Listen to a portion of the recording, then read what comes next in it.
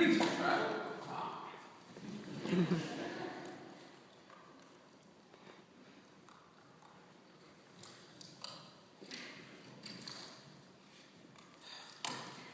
Well, greetings, friend traveler. Pardon me, but you look strangely familiar. Perhaps I'm mistaken. Yes, I'm on my way home now. Where? Oh, it's a land east of here. At least a week's journey. Where I'm returning to is of no importance. Where I'm coming from, and there's the story. We just entered a little village of Bethlehem.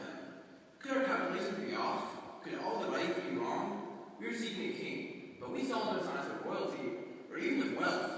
This couldn't possibly be the place. We followed that star. We were sure we would lead to a new king. We had gifts. Dejected, we decided we'd spend the night there, and head home the next day. We found a small inn where we might have a meal and a bed down for the night. As we began to enter, we heard a commotion behind us. I was a scholar. I always been curious, so I went outside to see what else it was about. There is a street where 4 or 5 shepherds speaking in dialect I couldn't understand. They seemed excited about something, but because of the language barrier, I was at a loss to learn what it was. I turned into the inn when a word stood out in the conversation.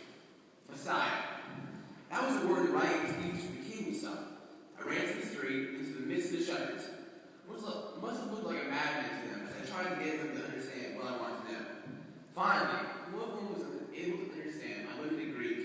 If I understood him correctly, some sort of messenger spirit had appeared in the hills announcing the birth of his Messiah. I persuaded him to wait there while I ran inside the castle of Belisar. Come, I shouted, he is here. We gathered our gifts and we followed this young shepherd, who was quite proud to lead us to the birthplace of his king. He left us in an empty stable. No, you misunderstood me, I told him. Where is the birthplace of your king, the Messiah? He insisted this was the place of his birth. Is this a joke? I demanded. A king was born here? Well, the boy explained that the mother was forced to give birth in the stable because all the rooms in the town were full. Exploded with impatience by now. I shouted, well, where is he now? The poor boy explained the room had become available, so they had gone to stay there. We followed the boy to a small house near the stable. I was confused. How could this be a king? But my calculations and the writings? Despite my unease, I answered. There in the room was a common man in a simple homespun clothing. He raised his hand in greeting. They were working hands, those of a stonecutter, maybe a carpenter. Next to him was a young girl, certainly younger than my youngest daughter. She held a baby, wrapped in cloths, that his face was shielded from our view. Is this?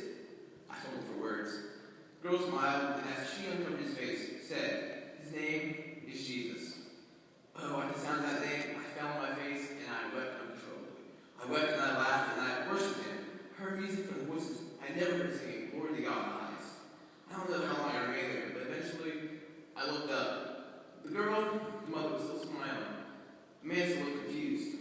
I rose to my knees, and I reached out and touched the baby's face. He opened his eyes and looked at me. Both of his eyes, they looked right through me, to the depths of my very soul. Then, as I gazed back to his eyes, suddenly I no longer saw a baby, but a king, a mighty and majestic king, the ruler of all, beyond what the eye can see, a king over dark-hearted and ruthless people. And I can see myself as he saw me. I can see myself in all my darkness. And I can see that I was in prison, and you were there as well, my friend. We were awaiting execution for the crime of treason against the king. And then I could see the king. He came down from his throne to live among these people. Remarkable. He gave up his royal privilege to live as a common man. And the king came to our prison cell and demanded our release. Such mercy I never knew. But he didn't just free us. He took the torture and execution in our place. He voluntarily bore the punishment, so we didn't have to. In my vision, I cried out protesting that I wasn't worthy for a king to die in my place. In my vision, my spirit grieved so. But suddenly the king was alive, and his glory was blinding. I had to avert